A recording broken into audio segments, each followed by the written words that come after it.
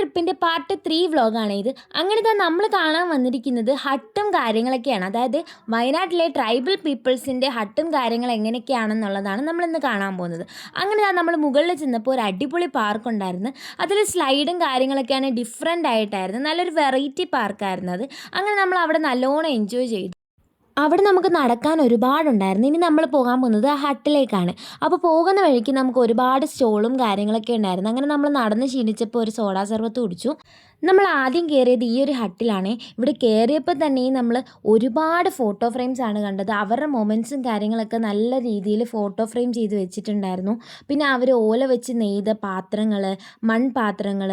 പിന്നെ ഇവിടുത്തെ മെയിൻ ഒരു പ്രത്യേകത എന്ന് പറഞ്ഞു കഴിഞ്ഞാൽ ഈ എല്ലാ ഹട്ടിലും നല്ലൊരു പ്രത്യേക തണുപ്പാണ്. നമുക്ക് കാലൊക്കെ വെച്ചിട്ട് നമ്മൾ AC കയറിയാൽ പോലും നമുക്ക് അത്രയും തണുപ്പ് കിട്ടത്തില്ല. അതുപോലെ നല്ലൊരു തണുപ്പും ക്ലൈമറ്റും ആണ്. അത് ഫ്രണ്ട്സ് ആണെങ്കിലും ഫാമിലി ആയിട്ടാണെങ്കിലും മസ്റ്റായിട്ട് വിസിറ്റ് ചെയ്യേണ്ട ഒരു പ്ലേസ് തന്നെയാണിത്. നമുക്ക് ഒരിക്കലും ബോറടിക്കാതെ നമുക്ക് ഈ ഒരു സ്ഥലങ്ങളും ഹട്ടും കാര്യങ്ങളും ഒക്കെ കാണാൻ പറ്റും. പിന്നെ റെസ്റ്റോറൻ്റ് ഉണ്ട്, ഫുഡ് കഴിക്കാനാണെങ്കിലും അടിപൊളി ഒരു പ്ലേസാണ്. അപ്പോൾ ഇതിൽ ഓരോ ഹട്ടിലും ഓരോരോ രീതിയിലായിട്ടാണ് ഇവർ തിരിച്ചേക്കുന്നത്. ഒന്ന് കാർഷികമാണെങ്കിൽ മറ്റൊന്ന് മ്യൂസിക്കലായിട്ടുള്ള ഇൻസ്ട്രുമെൻസും കാര്യങ്ങളും അങ്ങനെയൊക്കെയാണ്. അപ്പോൾ എന്തായാലും എല്ലാവരും ഈ ഒരു ഹട്ടും കാര്യങ്ങളും വിസിറ്റ് ചെയ്യണം.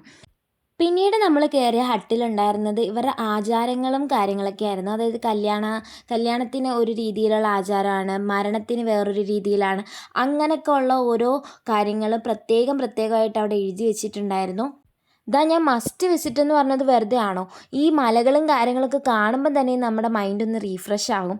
അപ്പോൾ ഞാൻ മാക്സിമം എന്നെക്കൊണ്ട് പറ്റാവുന്ന അത്രയും ഞാൻ വീഡിയോസും കാര്യങ്ങളൊക്കെ എടുത്തിട്ടുണ്ട് നിങ്ങളെ കാണിക്കാൻ വേണ്ടിയിട്ട്.